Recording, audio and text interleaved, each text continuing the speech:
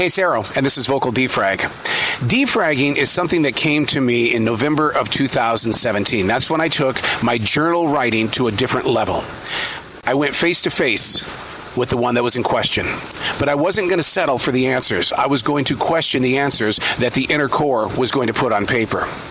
I've been a daily writer since July of 1994, and throughout those years, I did ask myself questions, but I didn't put a lot of focus in on it. It was usually drawing the pretty pictures, the ones where you feel good and you want to document it. You want to make it look like it's a mile marker. But that's not the way we feel. That's not the way that we journey through life. We all have those spots in our life where it's darker. We feel guilt. We feel shame. We feel doubt. We find a victory, but then we start doubting again because on the opposite side of a victory is usually some downpours, right? And then we live more with them than we do those moments where we felt pretty good.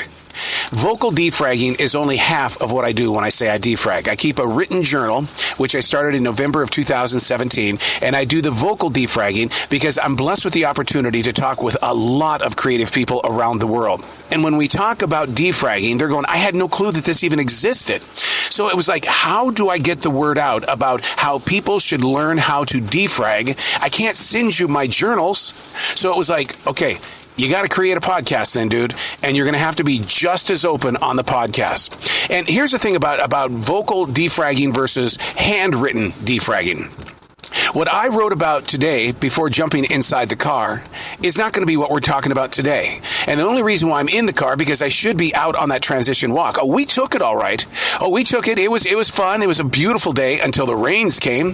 But something happened on this transition walk today that really opened up my eyes. And I thought, if you let this go, you're going to be missing out on a valuable message. Do not let this defrag moment go. And I realized that on Saturday I've got a movie premiere and I've got an essential job to go to. When am I going to vocal defrag? So I thought, I'm going to do it now. I've got to do it now, and it's not going to be out on the trail, but we've got to vocal defrag. The subject at hand on vocal defrag is one man's trash is another man's treasure. Here's the reason why it even came to me. I was out in the forest with my dog, but I forgot something at home. The poop bag. Oh yeah, the plastic bag that picks up the poop. I didn't realize that I forgot it until I saw a McDonald's bag on the ground. I was mad. I was really mad at somebody littering my neighborhood, my forest. Why would you drop a bag from McDonald's on this path in the forest? That's when I realized, hey, you forgot your plastic bag, and right now your dog is taking a dump. Suddenly, one man's trash became my treasure. I wasn't going to leave the dog dumpings there. I had to pick it up because that's the kind of human I am. But all of a sudden my mind goes, wait, there's something here. What are the things that other people are throwing away that have become treasures in your life? We go to these flea markets, we go to these junk stores, these antique shops, and we buy other people's junk, and we try to add it to our lives. I think one of the greatest pieces of treasure that I have in my life is that I have a laptop writing desk that came from the 1930s. It was actually on a U.S. warship. A captain actually had that. And I've got a letter from the captain that was left inside the desk. It's a beautiful piece, but I'm so afraid of touching it because it is so old. And as a daily writer, somebody who's constantly putting that book and pen up there, you can rip that thing apart in no time. And all of a sudden, it's going to become a part of history rather than a part of the future. But one man's trash is another man's treasure. What have you gone through in your life? What have you thrown away that has helped somebody else? Let's turn it around. What things have you dropped along the way that has become someone's treasure? Are we supposed to know something like that? Are we supposed to grow with such an idea? So often we all want new and improved. We don't want to deal with the old stuff. We do that with computers. We do that with smartphones, refrigerators, sofas in our house. We do it with huge barbecuers.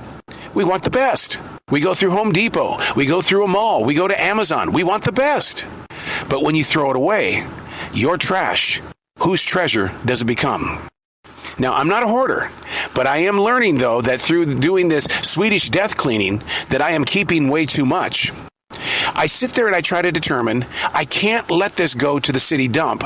I need it to go to somebody who needs what it is that we're sharing. For instance, like, we're replacing all of the ceiling fans in the house with LED lighting to help conserve energy, because that's the way life is. We're supposed to be helping to save energy. But I didn't want to throw the fans away because there's nothing wrong with them. So we set them outside. Boom. Somebody instantly picked them up. Whether they're going to sell them, it doesn't matter. We relinquished it. So let me turn that into a question. If you were to relinquish something in your house, in your heart, relinquish meaning, in other words, yes, it once belonged to you, but you relinquished it. That means you have no feelings for it anymore. It's going to somebody brand new. What you relinquish, what is it going to be in someone else's life?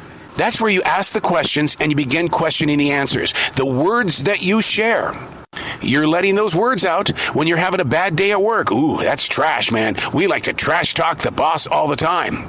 But is it someone else's treasure? Yesterday at the Essential Job, the people in my department were all bashing our managers.